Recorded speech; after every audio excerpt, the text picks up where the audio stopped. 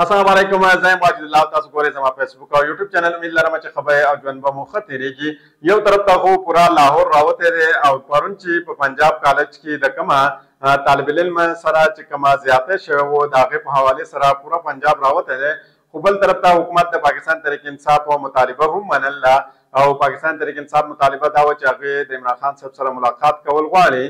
حکومت ته د ډاکټرانو کومه ټیم چې دی هغوی ته اجازت ورکړی دی، هغوی ته حکم ورکړی دی چې هغه د عمران خان صاحب سره ملاقات وکړي. خو بل طرف ته موږ ګورو دا حکومت په خپل جال کې په خپله باندې ونښتو او د هغې وجه دا وه چې د پاکستان تحریک انصاف دپاره دا جال خورولو کوشش کاوه، یعنې پوره اسلام آباد او کنډۍ یې بنده کړ وه. خو بل طرف ته موږ وکتل چې په لاهور کې څرنګې طلبا نن راوتي دي او د دې خلاف راوتي دي، یقینا هغې ته دا وایي چې په زور باندې به موږ ستاسو نه ازادي اخلو. نو دا هر څه ستاسو مخې ته دي، یعنې په دې کې هېڅ پټ پناه نشته او په دې کې حکومت هم په دې کوشش کې لګیا دی چې خپل ځان په دې واقعه کې سیټ ته کړي او دارنګې د پنجاب پولیس خو یقینا دا دواړه چې کوم دي په دې کې اوس نښتې دي او دې دواړو ته د وتلو چل نه ورځي. داسې ښکاره کېږي چې پنجاب پولیس او د پنجاب حکومت چې کومه دی پرون دوی کوشش کاوه چې یو کس یې پروټیکټ کاوه، خو په هغه پروټیکټیشن کې دوی ناکامه شو، ځکه چې دا سوشل میډیا ده او د سوشل میډیا په دور کې هېڅ قسمه شی پټېږي نه، یعنې هر څه په منظریام باندې راځي. او دا طلبا نن موږ ولیده چې څرنګه دوی په روډونو باندې راوتي دي، په سړکونو باندې راوتي دي او دوی موجود دي. داسې ښکاره کېږي چې لاهور دا وخت میدان جنګ جوړ شوی دی، صرف لاهور نه بلکې پوره پنجاب کې چې کومه دی دا جګړه شروع ده او طلبا په سړکونو باندې موجود دي. دا وخت موږ وګورو پاکستان تحریک انصاف چې کوم آئیني ترمیم دی د هغې نه ماینس کول تقریبا ناممکنه شوي دي. خو د دې سره یو دا غټ خبر راغلی دی چې قاضي پایسا صاحب 2 ټکټونه کټ کړلي. قاضي پایسا صاحب په کوم ملکونو ته ځي او ولې به ځي،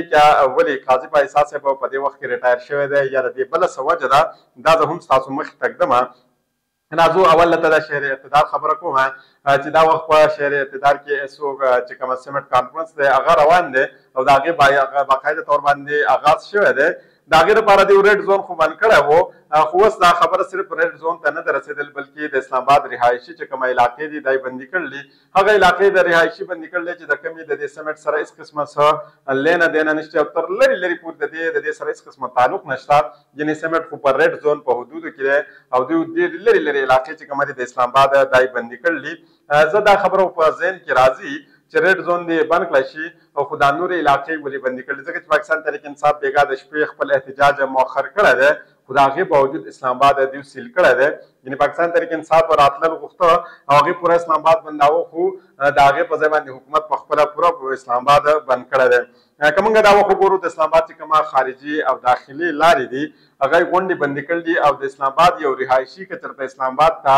انټري غواړي او هغه اسلام آباد ته ننوځي خپل کور ته ځي، نو هغه ته دا هم دا ویلی کېږي د پولیس له طرف نه چې ته اسلام آباد ته نشي داخلېدی، ځکه چې موږ ته د بهرنه آرډر دی چې څوک هم اسلام آباد ته دا وخت نشي داخلېدی. نو تاسو د دې نه اندازه والئ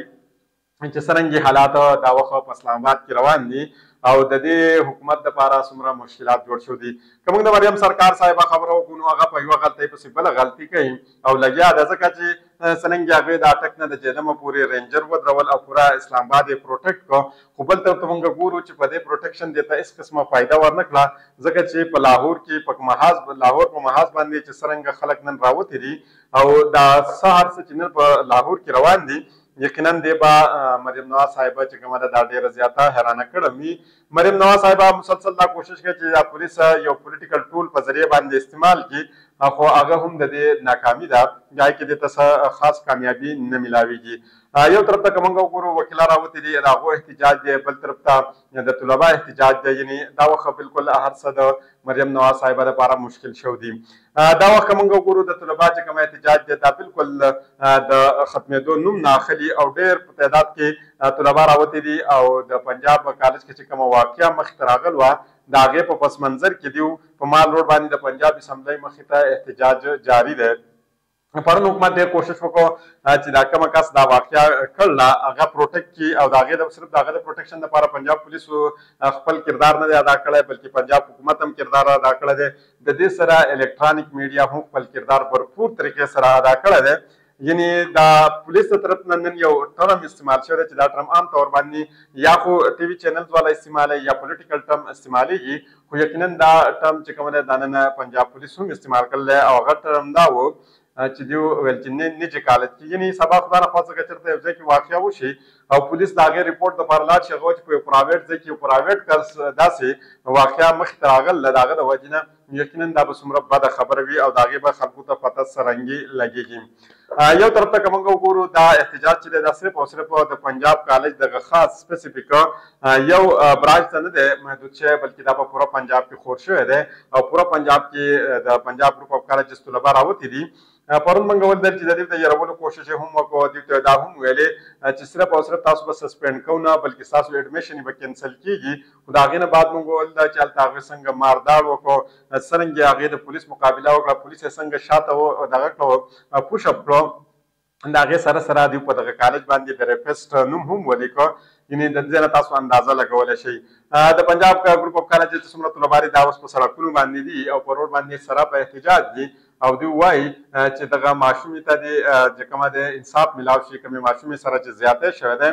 خو په دې باندې د پنجاب حکومت او د پنجاب پولیس چې کوم دي د دې دوه مختلف موقف دي یعنې پنجاب حکومت او پنجاب پولیس په دې باندې هم متفق نه دي د هغې وجه دا ده چې یو خاص کس ته پروټیکشن ورکول دی یو طاقتور ته پروټیکشن ورکول دی نو د هغې دپاره پنجاب حکومت خپل کوشش کوي پنجاب پولیس خپل کوشش کوي د ټول نه اول زه تاسو د پنجاب حکومت دا کوم موقف چې کوم دی دا کوم سټانس چې دی دا ږدم بیا به د پنجاب پولیس په حوالې سره خبره کوو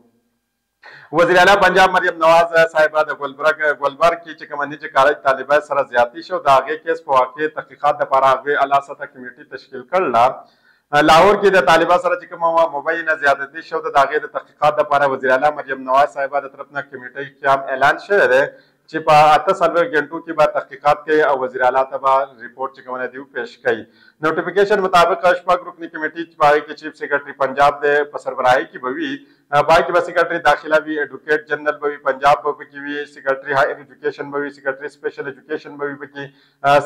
سیکرټري سپیشلایزډ هیلث کیر او میډیکل هیلث کمیټي ممبر به په دې کې هم شامل وي